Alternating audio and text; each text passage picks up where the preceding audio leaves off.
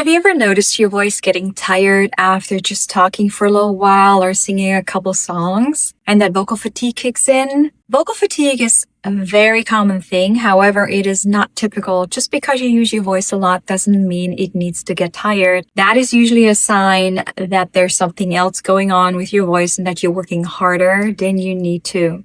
I'm Christine. I'm a vocal health and performance coach, and I help professional speakers and singers build a strong, confident voice that lasts and that they can rely on. I want to talk about vocal fatigue because, again, it is so common. Fatigue kicks in when people talk for a while or sing, and then they get really worried because the next day they have huge demand on their voice again. And it's just a cycle of, okay, now I got to rest my voice so that because tomorrow or tonight I have a rehearsal or I have a show, I got to be able to perform.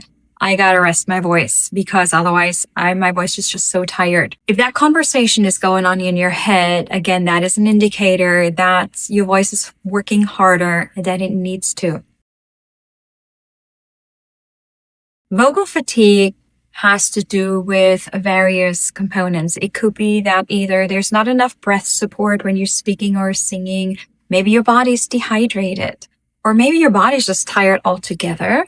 It could also be that when you're singing and speaking, you're just using a lot of effort. So the muscles involved for the voice use are just like working overtime.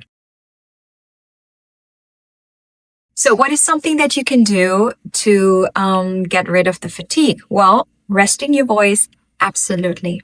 What resting the voice doesn't do, though, it doesn't address the root cause. It doesn't address the real issue, what's leading to that fatigue. And besides, if you rely on having to rest your voice, how is that going to help you moving forward? I work with so many people and they come to me. Their main issue is like, okay, the only way my voice gets better is if I rest it. And sure, you rest your voice, but then what doesn't change is the habit on how you use your voice throughout the day.